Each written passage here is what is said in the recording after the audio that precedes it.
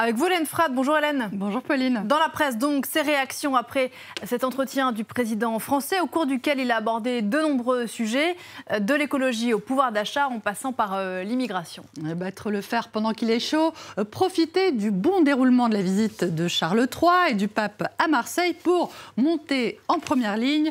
La Dépêche du Midi, quotidien local, prévient toutefois que le répit sera de très courte durée pour Emmanuel Macron, confronté à une rentrée parlementaire aujourd'hui sur fond de situation très compliquée et un Sénat qui reste à droite après les élections d'hier. D'après Le Figaro, le président cherche à capitaliser, à tirer profit de sa rentrée avant un automne incertain, je cite.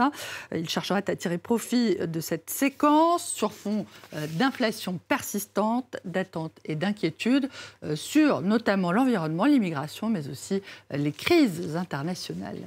Sur l'environnement, Hélène, Emmanuel Macron se dit partisan d'une écologie de progrès dont il doit préciser les contours tout à l'heure. Les Échos annoncent la présentation depuis l'Élysée d'un plan pour parvenir à la neutralité carbone en réduisant la part des voitures au diesel et à l'essence, en favorisant la filière française des pompes à chaleur par exemple, mais surtout en misant sur le nucléaire, le solaire et l'éolien.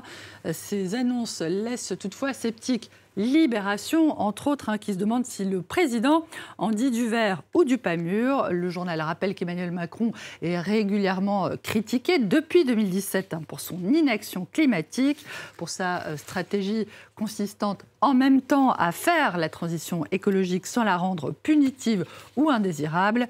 Comment mettre un pays sur la voie de ses engagements sans pour autant passer pour le techno de service, sans pourrir la vie des Français. Pour l'opinion, l'exercice relève du numéro d'équilibrisme. Le dessinateur de cake ironise. Yes, oui, jerrycan, dit le président à propos du projet de vendre le carburant à perte, projet finalement abandonné par Emmanuel Macron qui propose maintenant de le vendre à prix coûtant. Emmanuel Macron qui a aussi annoncé, on en a parlé dans le journal, le rapatriement à la fois de l'ambassadeur et des militaires français aujourd'hui au Niger, et ce d'ici la fin de l'année. Le journal belge Le Soir qui relève aussi les propos du président sur l'immigration. Elle a repris une citation de feu Michel Rocard. On ne peut pas accueillir toute la misère du monde. Le journal belge Le Soir donc présente, vous le voyez, cette décision comme une capitulation de la part de la France. Wakat Serra, le site d'info burkinabé, lui, est moins catégorique et hésite entre la capitulation, donc, mais aussi la reculade, la volonté d'apaisement de la part du président. Le site burkinabé qui rappelle que les nouveaux maîtres de Niamey, la capitale du Niger, ne veulent plus entendre parler des injonctions paternalistes et hautaines de Jupiter, je cite, prend acte de cette décision française. Et Wakat Serra dit espérer qu'un modus vivendi sera trouvé sans passion ni animosité pour sauver ce qui peut l'être encore.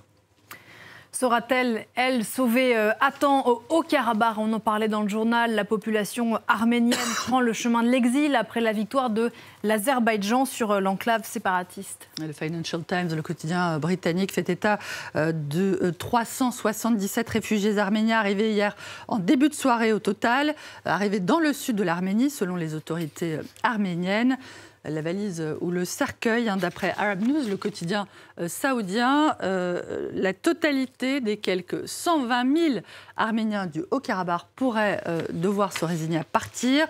Nicole Pachinian faisant même état d'une menace de nettoyage ethnique, je le cite, par l'Azerbaïdjan.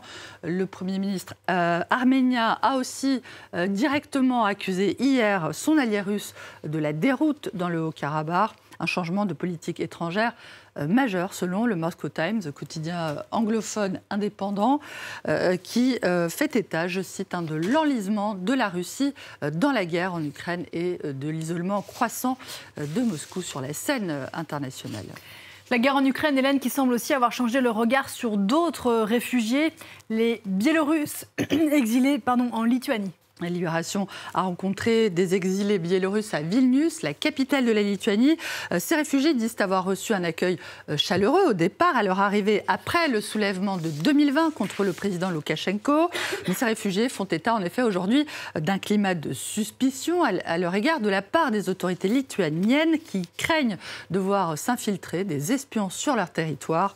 Des craintes dont témoigne notamment le changement d'attitude du président lituanien, Gitanas Nausėda, qui s'était joint à la chaîne humaine, qui s'était formée à la frontière biélorusse à l'été 2020 et qui réclame désormais la restriction des conditions d'octroi du permis de séjour aux réfugiés biélorusses. On ne se quitte pas là-dessus. Avant de vous dire à tout à l'heure, Pauline, un petit mot de cette étude réalisée en Angleterre. Nos amis anglais sont friands d'études surprenantes. Et cette fois-ci, ça concerne ces mignonnes petites bestioles, des suricates, connus pour être des animaux extrêmement sociables. Alors cette étude, Pauline, a pour but de vérifier si les suricates sont capables de capter, de comprendre les émotions humaines, s'ils peuvent détecter des émotions comme la joie, la tristesse ou la colère chez nous autres êtres humains. Sachez au passage que les suricates, pour aussi sympathique qu'il soit, ce mammifère africain est extrêmement cruel, peut-être extrêmement féroce, interaction humaine ou pas, au sein de sa propre espèce.